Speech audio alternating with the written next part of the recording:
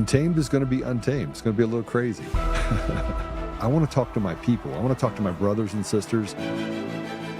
We can have grace and humility in how we interact with other people. Oh, hot dog, look at you. And nobody talked about what's really happening. And let's have conversations about what truth is.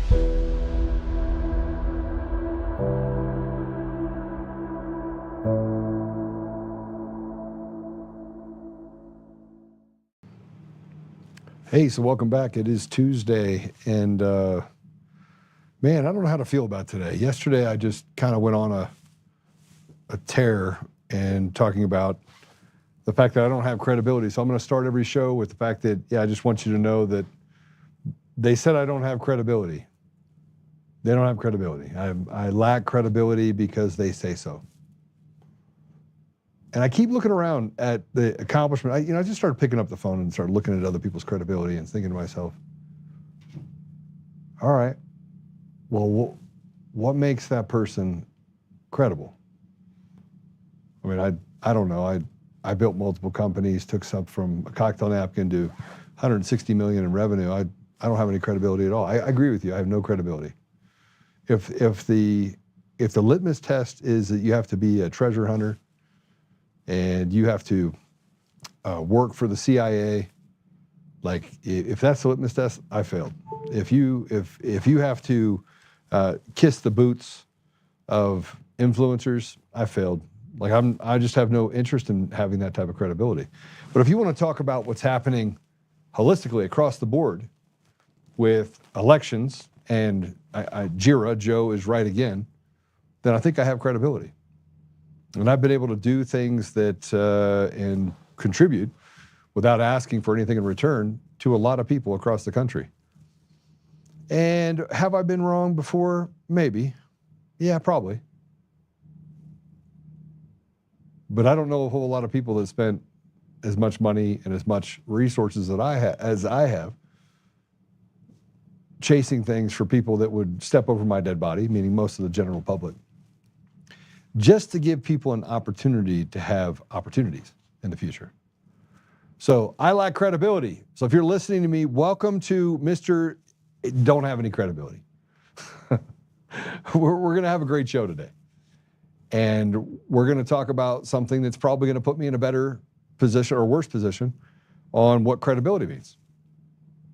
So what does credibility mean? When do you have credibility? And by the way, my lack of credibility is tied to the fact that I said I wanted to have gallows from coast to coast, and I wanted to hang treasonous traitors because it's not a victimless crime.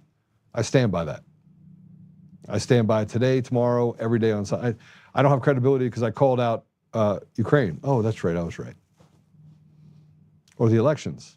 So I'm going to start this much the way I feel right now.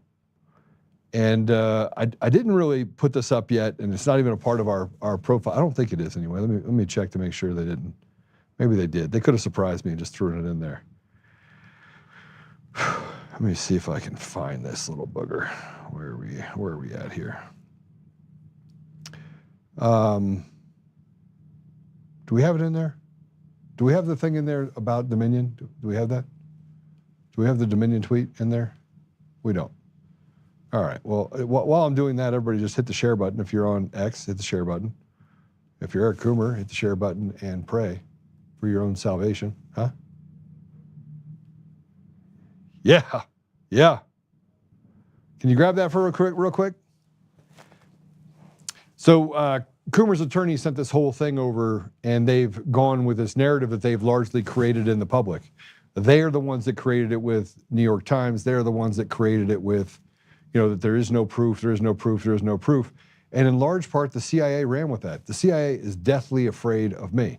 Why? Because Eric Coomer was never meant to be exposed. And if he didn't have such a big mouth and get on Antifa calls, he probably wouldn't have. We'd probably be talking about a guy out of all of these different people.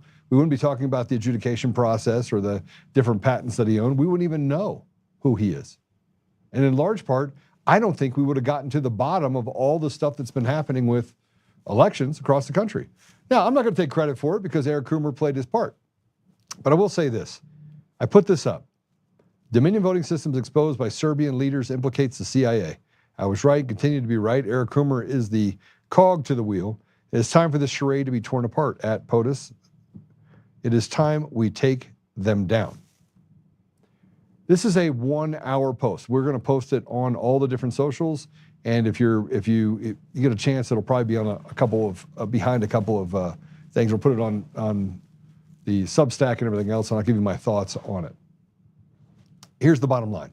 The coders in Serbia that worked directly hand in hand with John Polis of Dominion and Eric Coomer and many others, they've come forward.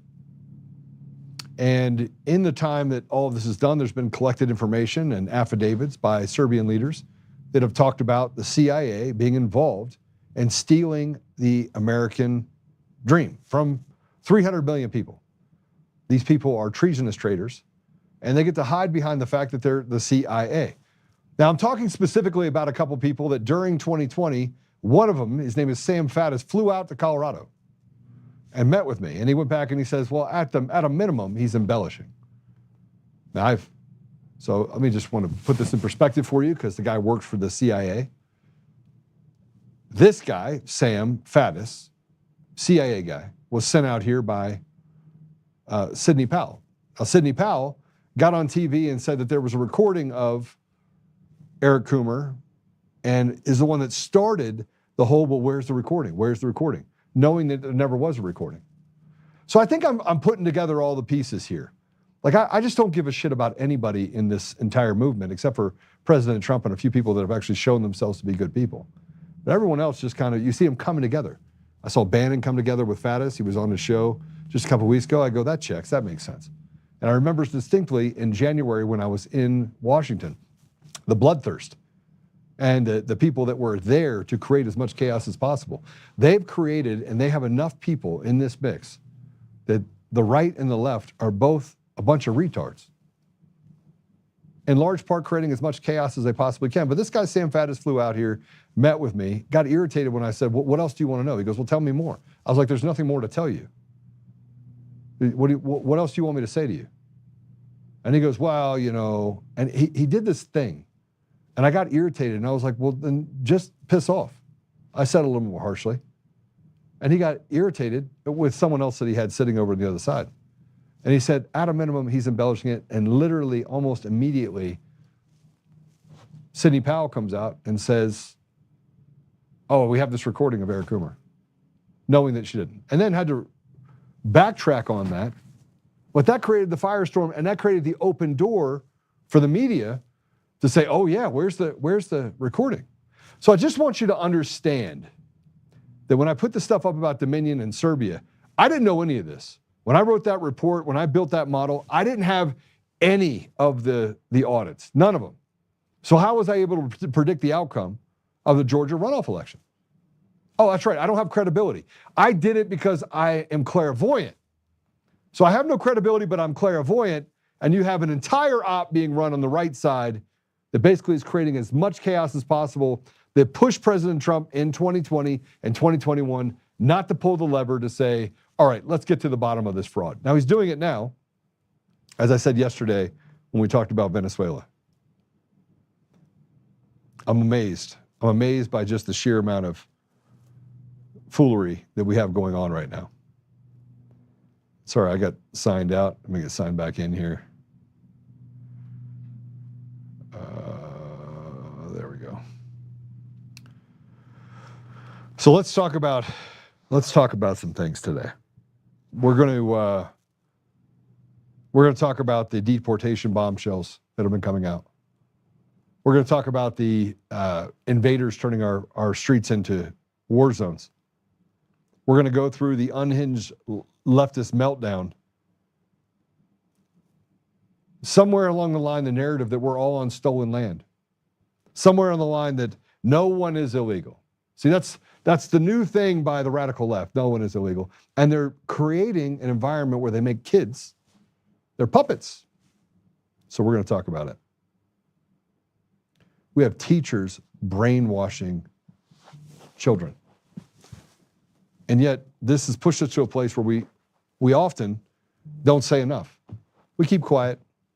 We don't post things about the truth. We When we get into arguments with people, 90% of them, by the way, if the people that you don't know are just bots. And by the way, if we don't even need bots, if they need bots, that means that they are not winning on the side of density. They do not have the numbers. Only 10 to 15% of our country is crazy. The rest of it is pretty sane, left and right, Democrat and Republican. But we're going to talk about this. And then we're going to have a guest come on.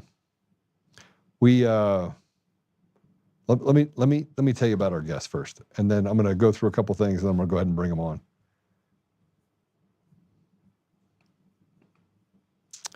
It's Captain James Fanell. He's retired. He's an Indo-Pacific security expert. He's an author. He's a founder, and he's a former director of intelligence and information operations. Nearly 30 years in naval intelligence, specialized in Indo-Pacific security and China's military threat. Served as Assistant Chief of Staff for Intelligence, U.S. 7th Fleet, and China Senior Intelligence Officer at the Office of Naval Intelligence. He was a fellow at Stanford's Hoover Institution and the Geneva Center for Security Policy. He's a founding member of the Committee on the Present Danger, which is China. This is going to be an interesting conversation about China. I want to hear this. I want to hear his thoughts on this. He's a creator of Red Star Risen, a leading Indo-Pacific security forum tracking China's rise since 2005. I would argue it probably happened before then. But some of their economic increases certainly have come in the early 2000s. He's been a guest on Epoch Times, which we love them. So I'm gonna quickly go through a couple things, and then I'm gonna bring them on. And I've got a ton of questions. And I'll probably bring in some of the election stuff into it, because obviously there are these links to all these different countries and these radicals here in our country. But let's talk about this. Tom Homan on the record for his deportation numbers. Let's go ahead and play it. The Homeland Security Department released some data showing so far this year more than 2 million illegal aliens have been deported. Nearly 600,000 captured within the United States and expelled. 1.6 million voluntarily deported, but the administration wants to pick up that pace.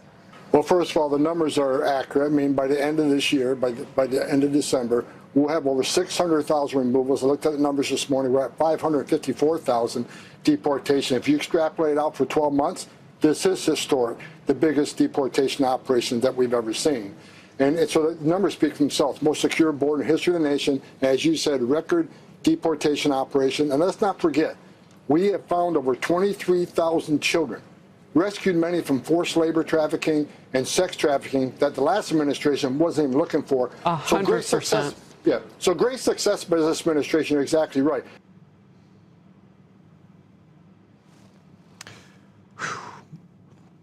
And to piggyback on that, there's a classroom right here in Denver, Colorado, in a Cherry Creek school district that had this. Let's put this up here. Let's put up this tweet. A classroom in Denver Public Schools allegedly had the anti-ICE and anti-Trump profanity written on a whiteboard. So you have teachers that are getting involved in things. It says no one is illegal on stolen land, F ICE and Trump. This is what we have as far as teachers. We have social warriors that are demented, that would rather see a pride flag up in the school than see the American flag up in the school. And these kids wonder why, when they get out of school, they can read at a sub 8th grade reading level, and that there's no opportunities waiting for them. Now it's Denver, which means that you don't have United Airlines, you don't have anyone trying to recruit these kids to be anything other than poor social warriors that expect the world to give them stuff for free. That's what's happening. And they reached out, by the way. They reached out to the district, but they refused to even talk about it. So I want to show you this. This is, I'm going to say the same thing I said yesterday when we had the doctor on, and we talked about the fact that, great, we're making these peace deals. Those are all great. But if we don't get the free and fair elections in our country, and we don't get this radical rot that we have inside of our country under control, this is just a speed bump to the tyranny of America. Let's go ahead and play this. This is the Prime Minister of Malaysia. President Trump is currently there, giving praise to President Trump for ending the Cambodia-Thailand Thailand war. Let's go and play it. Thank you, President Donald J. Trump, for giving us this honor. And on behalf, of course, Malaysia and our colleagues in ASEAN, I must thank you for your concern, for your empathy, and for your commitment to support this peace deal. When I first received your call, and then urging me to do more, supporting our initiative, and you personally did call both prime ministers to urge for a speedy peace settlement, I would say a great thank you. And we, of course, admire your tenacity, your courage, because the world needs leaders who promote peace strongly. And to achieve that, you have to break some rules, as you did today. When President arrived, he asked me to join him in the car. I said that's against the security and protocol rules. And he was delighted to break the rules, and I...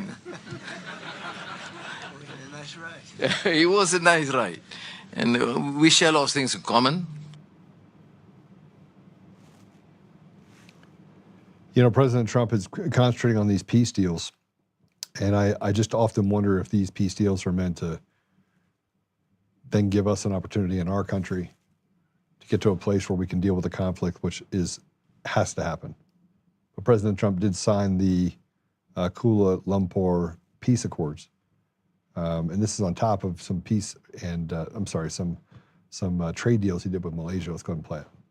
Today, the Prime Minister and I signed a major trade deal between the United States and Malaysia, and together we took part in the signing of a historic peace agreement ending the hostilities between Cambodia and Thailand.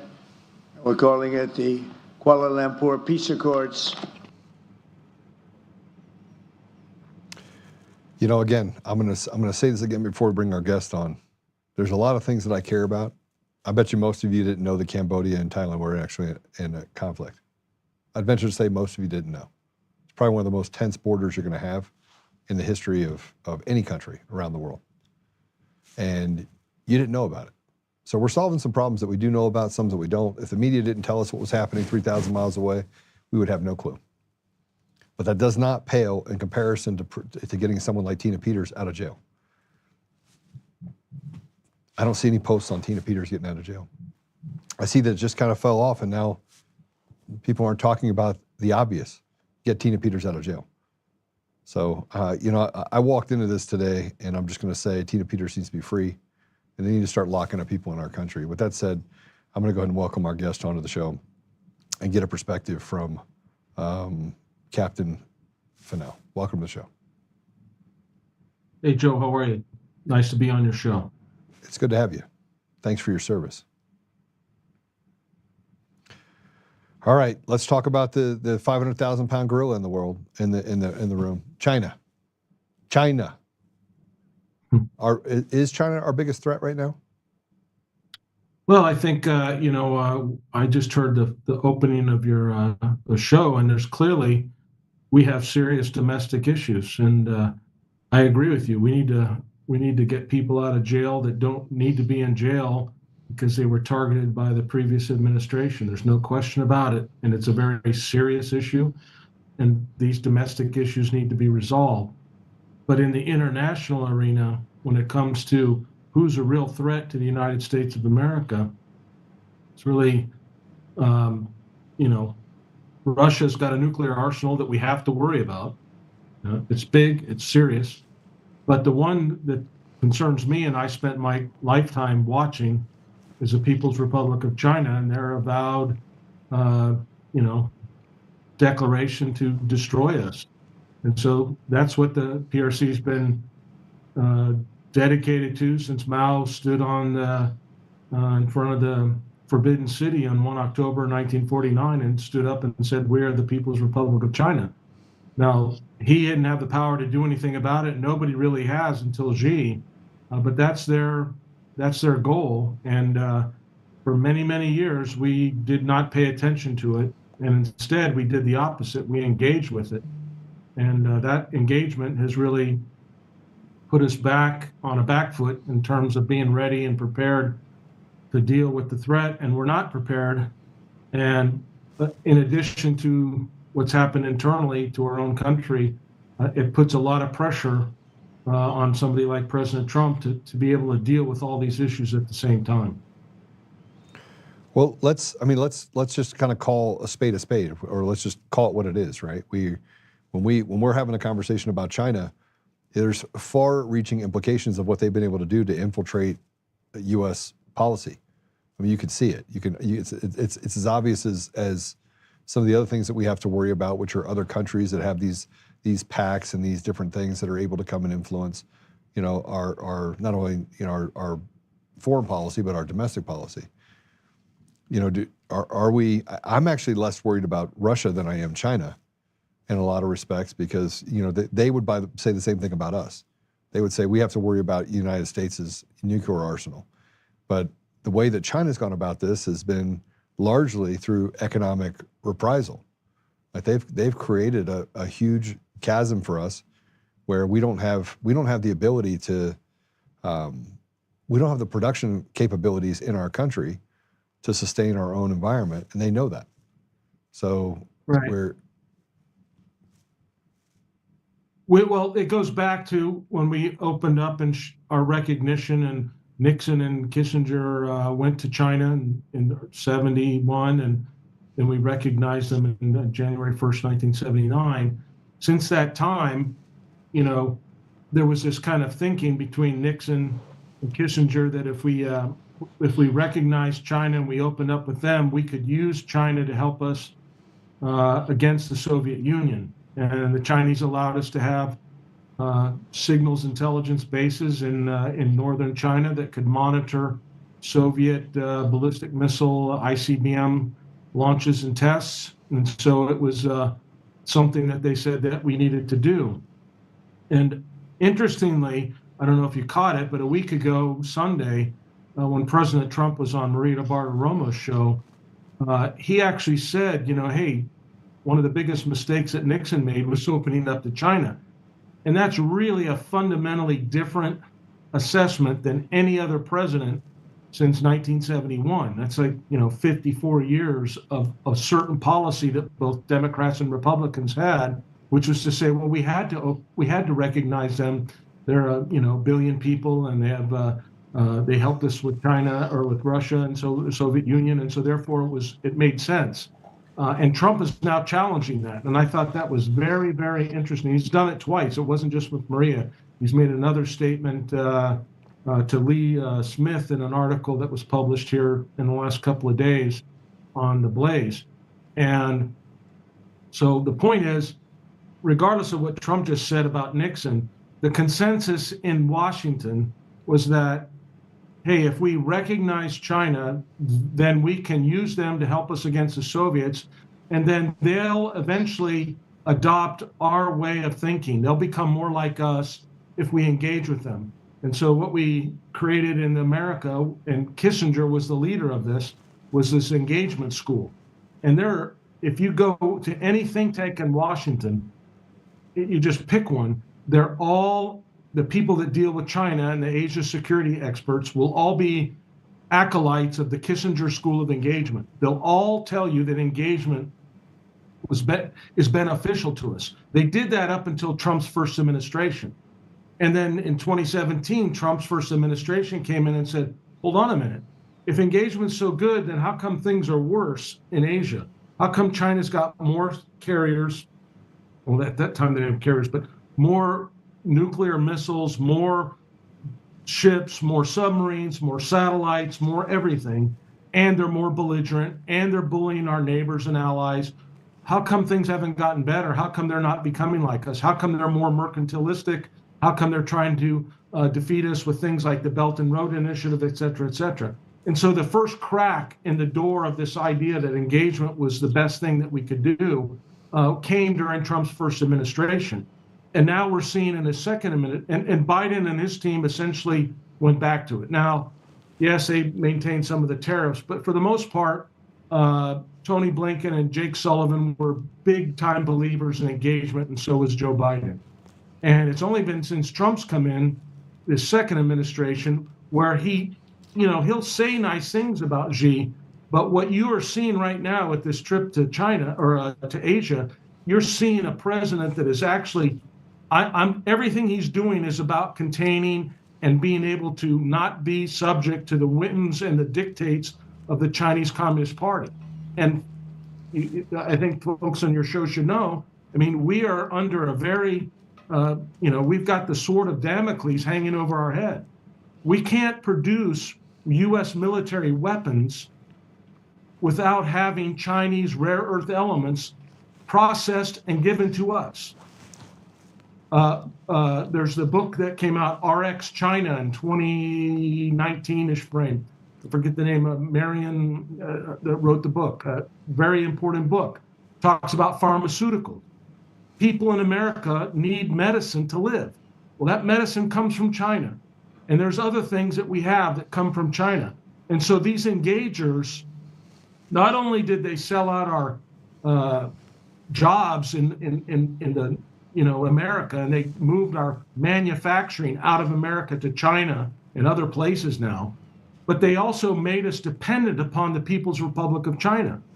And here in this last month, the trade tariffs came up, and Trump said, hey, we're gonna negotiate. You guys are gonna treat us fairly. And then the Chinese came out and said, hey, guess what? We're not gonna allow you to have, America, or any other nation have rare earth elements unless we approve it.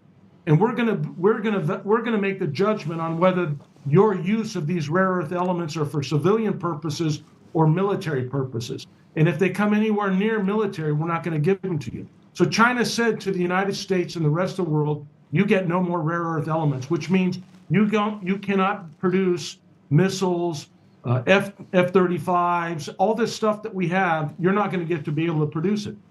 And so Trump now has gone on this Asia trip, and before he left, he met with the Prime Minister of Australia and inked a deal with the Australians for access to their rare earths, which they have in abundance. And now he's just gone to Malaysia. He's got to deal with Thailand. He's got to deal with Vietnam. And today in Japan, he's had an agreement with the Japanese for the same kind of thing. So in the space of a week and a half or 2 weeks, Trump has demonstrated that he said, I'm going to be America first, and I'm not going to be under the jackboot of the Chinese Communist Party. But it's going to be a tough situation. It's not something that's going to happen overnight. It's going to take us, some people say 18 months, but it's going to be 2, 3, 4, 5 years for us to completely get off of this. And what happens in those next 2 to 3 or 5 years is really important, because China, the Communist Party, is on a timeline to achieve what they call their Great Rejuvenation. What Xi has called the Great Rejuvenation. If you go back 15 years, they talked about the Great Restoration, which is, hey, we're going to be restored to our territorial integrity. And part of our territory is Taiwan, the South China Sea, the lower Yukus, border lands with India, even stuff with Russia and North Korea. But the big one is Taiwan. And so the idea that, we've heard about this 2027 and an invasion of Taiwan. When I retired 10 years ago, I was talking about the decade of concern, the decade from 2020 to 2030. Because before Xi, the previous paramount leader of China was Hu Jintao, and he had ordered the PLA to have the capability to take Taiwan as early as 2020. We're now 5 years on from that. Xi's reinforced that order several times, and now 2027. But the reality is, we're in a timeline where the Communist Party has to make a decision, because on 1 October 2049, the Chinese, whoever that leader is, it won't be Xi because he'll be dead by then, but whoever's the leader of the Chinese Communist Party in 1 October 2049, that's the 100th anniversary of the People's Republic of China.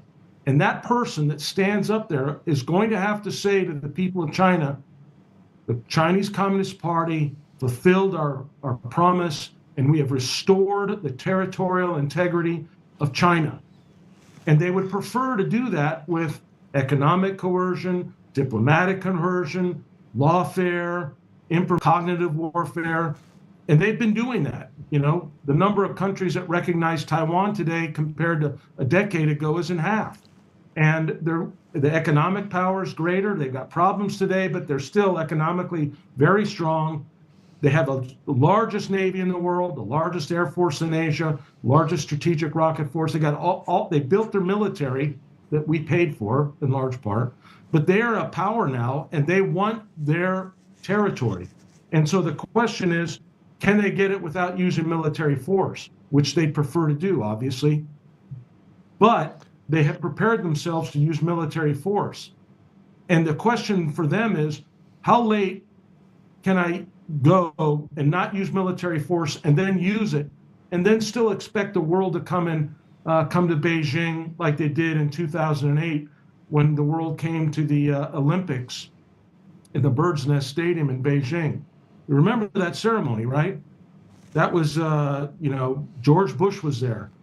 The kings and queens of the world were there. After 19 years previously, when Tiananmen Square happened and the world condemned China. So in the space of 19, 20 years, the world went from condemning China as a pariah, as a barbaric regime, to beating the doors down to get tickets to attend the opening ceremony of the Olympics on 8 August 2008. So the Beijing and the Chinese Communist Party, they know the West's attention span's about 20 years. So if you take 1 October 2049 and you back it up 20 years, it's essentially 2030. So we are now in this last 5-year period where Xi and the Communist Party are going to have to make a decision. Do we use military force in the next 5, 6, 7 years and take Taiwan by military force before the United States wakes up, before they rearm themselves, before our demographics and our older population and access to food and water and other things become critical? Do we take Taiwan and then expect that it'll all, kind of calm down by 1 October 2049 and everybody will come to Beijing and celebrate the new China, the Great Rejuvenation? That's the debate that's going on in Beijing right now. So here's the problem. I like to work the problem because we know that there's quite a few of them. We have domestic rot and we have foreign policy concerns that engulf Russia, China. Now you have BRICS. You can't ignore the fact that we have a new financial system that is brewing. And now you have, I think, 7 or 8 other nations that have signed up to become a part of BRICS outside of it. So you got some powerhouses out there. You have these restrictions that China is putting on rare earth metals, which, by the way, they get from pacts that they have with parts of Africa that we have relationships with as well, but they actually delivered. So we have a lot of policy and aid packages we put in play dating back 30, 40 years that we never came through on our side. Hey, we're going to give $200 million, and we never delivered. Right? We just made it look good for the news media, and then never came through with any of the effectual dollars, or at least it never got to where it was supposed to get to, right? So here's my problem. Here's the dilemma that I have. Can we even deal with the China issue if we don't get to solidifying what we have at home? We have 2 disparate environments operating in parallel. You have the left, which is operating in a way that they think that we need to go to this socialist communist environment, which realigns ourselves with China. If that happens, we don't have China as an enemy anymore. I don't think we have Russia as an enemy. We have one global environment, right? That they seem to be the head of. That's one ethos of our country that President Trump is pushing on, but yet all the mechanisms in our country favor the left. So how do we stop all of this without dealing with treason, without dealing with the sedition, without dealing with the massive numbers of people that are owned in our country by elements that are foreign? How do we square it?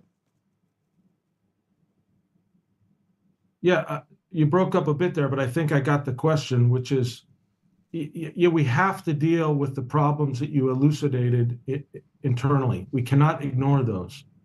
And so in the military realm where I lived, what I saw from the Secretary of War in Norfolk there a couple of weeks ago and the president, which was basically a statement that we have to restore the warfighting ethos of the U.S. military.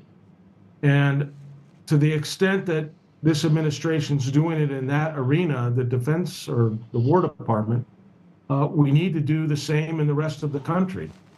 We need to hold people account. The people that forced us to take the jab, that lied to us, that told us it would work, that it didn't, told us to wear masks.